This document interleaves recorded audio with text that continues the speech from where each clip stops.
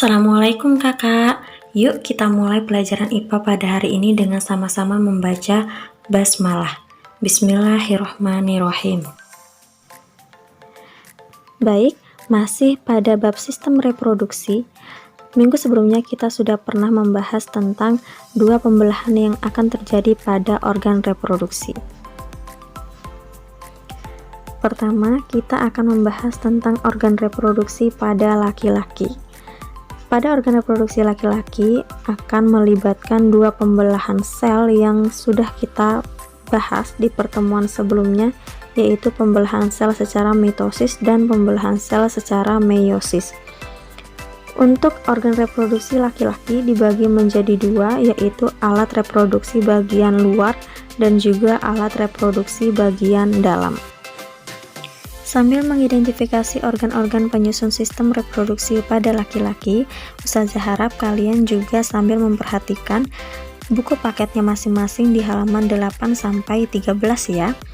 Langsung saja, yang pertama, penyusun organ reproduksi laki-laki yaitu vas deferens, yang mana vas deferens ini merupakan bagian dari alat reproduksi dalam. Nah, vas deferens ini berfungsi untuk menghubungkan epididymis dan uretra. Sesuai gambar yang tertera, untuk organ penyusun yang kedua yaitu uretra. Nah, uretra ini adalah saluran yang terdapat di dalam penis, di mana uretra ini berfungsi sebagai saluran keluarnya sperma dan urin. Jadi, bisa disimpulkan bahwa untuk sperma dan urin itu akan keluar dalam satu saluran yang sama. Kemudian yang ketiga ada penis.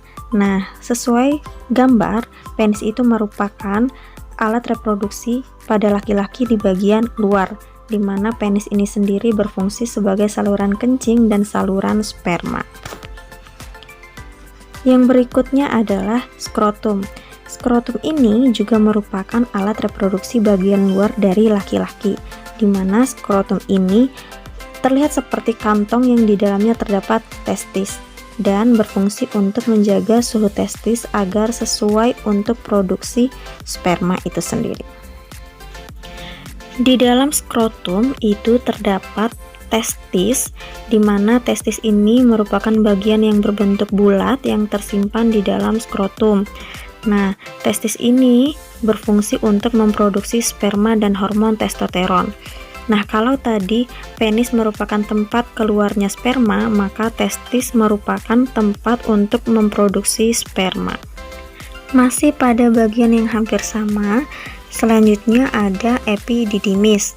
Nah, epididymis ini merupakan saluran yang keluar dari testis yang berbentuk seperti tanda koma. Biasanya ukurannya lebih kurang 4 cm. Epididymis itu berfungsi sebagai tempat penyimpanan sperma untuk sementara sebelum dikeluarkan lewat penis. Kemudian ada kelenjar Koper. Kelenjar Koper ini bagian yang berbentuk seperti kacang yang terletak di bawah kelenjar prostat.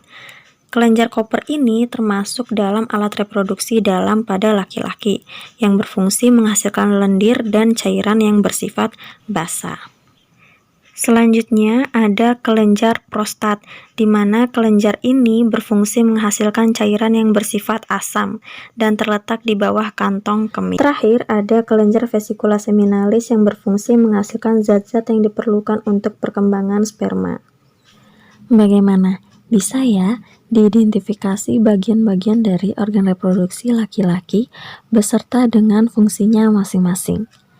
Oke, langsung saja kita masuk ke proses penting yang terjadi pada organ reproduksi laki-laki, yaitu spermatogenesis. Yang perlu kakak-kakak ketahui adalah tanda bahwa sistem reproduksi pada laki-laki telah matang, yaitu keluarnya cairan sperma. Nah, seperti apa sih proses pembentukan sperma dan terjadi di mana? Seperti yang sudah Ustazah jelaskan sebelumnya, sperma itu terjadi atau dibentuk di organ yang bernama testis. Nah, di dalam testis itu ada tubulus seminiferus. Disitulah tepatnya sperma dibentuk. Proses pembentukan sperma itu melibatkan dua pembelahan sel yang telah kita bahas di awal pertemuan, yaitu pembelahan sel secara mitosis dan pembelahan sel secara meiosis. Pembentukan sperma ini diawali dengan spermatogonium atau sel induk sperma yang bersifat diploid mengalami pembelahan secara mitosis, lalu membentuk spermatosit primer. Selanjutnya, spermatosit primer mengalami pembelahan secara meiosis 1, di mana membentuk spermatosit sekunder yang nantinya akan mengalami pembelahan lagi secara meiosis 2, menghasilkan spermatid yang bersifat haploid. Dan terakhir, spermatid ini berdiferensiasi atau berkembang sehingga terbentuklah 4 sel sperma yang telah matang. Selanjutnya, kita akan membahas tentang organ reproduksi pada perempuan, di mana organ ini juga terbagi menjadi dua, yaitu dalam dan luar. Organ yang pertama yaitu ovarium, di mana ovarium ini berfungsi menghasilkan sel telur dan terletak di samping kanan dan kiri rahim. Yang kedua adalah tuba Fallopi atau saluran telur yang menghubungkan ovarium dengan rahim atau uterus. Selanjutnya ada infundibulum dan fimbriae. Infundibulum itu berbentuk seperti corong, sedangkan fimbriae berbentuk seperti jemari. Kemudian ada rahim atau uterus yang berfungsi sebagai tempat berkembangnya janin selama kehamilan. Masih berdekatan dengan rahim, yang selanjutnya ada endometrium, yang mana merupakan lapisan yang membatasi rongga rahim dan meluruh saat menstruasi. Kemudian ada vagina yang merupakan alat reproduksi luar pada perempuan yang merupakan saluran untuk keluarnya menstruasi dan melahirkan. Terakhir ada serviks yang dapat menyempit dan membuka ke arah vagina.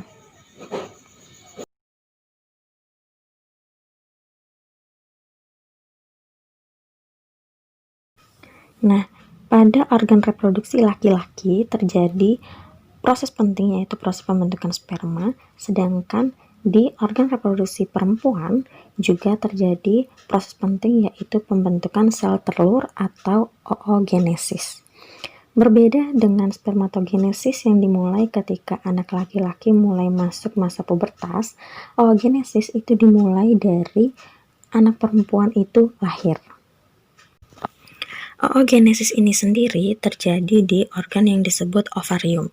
Sama seperti spermatogenesis, proses ini juga melibatkan dua pembelahan, yaitu pembelahan secara mitosis dan pembelahan secara meiosis. Proses oogenesis dimulai dengan oogonium yang membelah secara mitosis yang membentuk oosit primer dan bersifat diploid. Selanjutnya, oosit primer kemudian mengalami pembelahan meiosis tahap 1, membentuk satu oosit sekunder dan satu polosit. Polosit kemudian mengalami pembelahan secara meiosis tahap 2, menghasilkan 2 polosit. Sedangkan oosit sekunder selanjutnya juga mengalami pembelahan secara meiosis 2, membentuk 1 ootit dan 1 polosit. Ootit ini kemudian mengalami diferensiasi atau perkembangan yang akhirnya akan membentuk ovum. Pembelajaran hari ini dapat disimpulkan bahwa sistem reproduksi pada manusia terdiri dari organ reproduksi pada laki-laki, organ reproduksi pada perempuan, dan proses penting yang terjadi di dalamnya yaitu spermatogenesis dan oogenesis.